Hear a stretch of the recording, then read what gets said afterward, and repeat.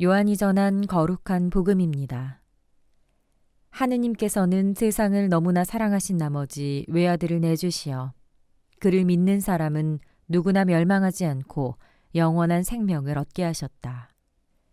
하느님께서 아들을 세상에 보내신 것은 세상을 심판하시려는 것이 아니라 세상이 아들을 통하여 구원을 받게 하시려는 것이다. 아들을 믿는 사람은 심판을 받지 않는다. 그러나 믿지 않는 자는 이미 심판을 받았다. 하느님의 외아들의 이름을 믿지 않았기 때문이다. 그 심판은 이러하다.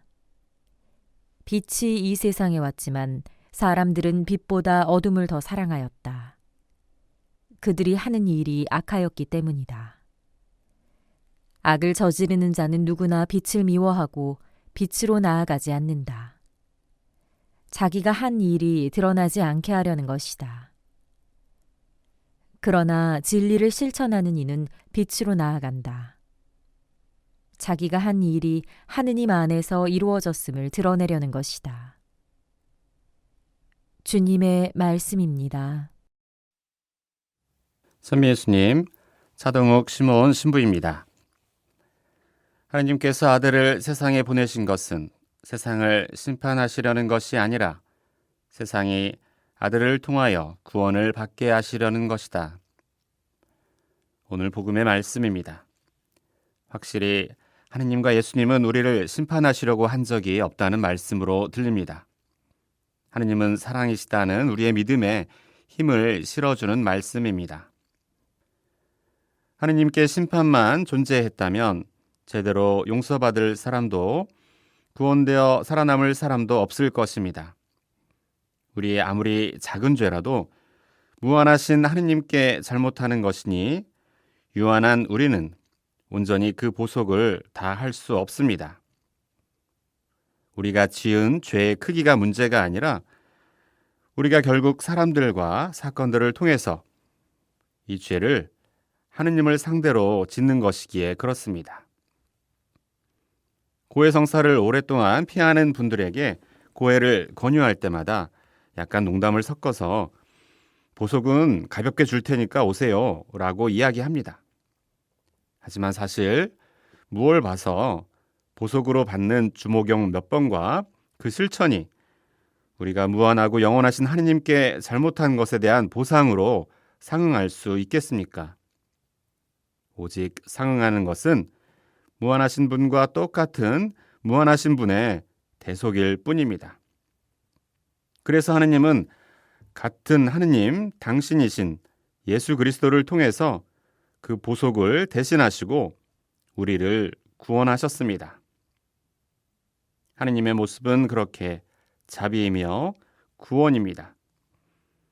그런데 우리는 끊임없이 우리 자신과 남을 심판하면서 자비로 향하지 않습니다. 자신을 심판할 때는 그래도 자주 살려달라고 자비를 청합니다. 하느님이 사랑이신 것 또한 유난히 잘 깨닫습니다. 그런데 남들을 심판할 때는 도대체 그렇게 절실했던 하느님의 자비도 하느님마저도 우리의 마음에서 사라져 버립니다. 판단할 수 있습니다. 의롭고 윤리적인 판단, 복음적 판단을 우리는 항상 간직해야 합니다. 하느님의 정의가 분명히 존재하기에 불의에 대한 판단은 당연합니다. 그러나 하느님의 정의는 결코 심판에서 멈추지 않았습니다. 자비를 향하여 나아갔습니다. 그것이 빛의 영역입니다. 거기에 도달하지 못한다면 내가 어둠이 아닐지라도 어둠에 있는 존재가 되고 마는 것이지요. 빛으로 나아가듯 하느님의 영역으로 나아가야 하고 자신과 사람들을 향한 모든 심판은 하느님께서 그러하신 것처럼 자비로 나아갈 수 있도록 합시다. 사람에 대한 관심과 판단이 있었다면, 그런데 그 사람의 행위가 옳은 것이 아니라면 올바른 권고가 있어야 하겠고, 그저 나와 다른 것이라면 긍정이 있어야 하겠습니다. 그리고 이 모든 것의 끝에는 용서와 화해가 필요합니다. 결국 도달해야 할 것은 여전히 자비와 사랑입니다.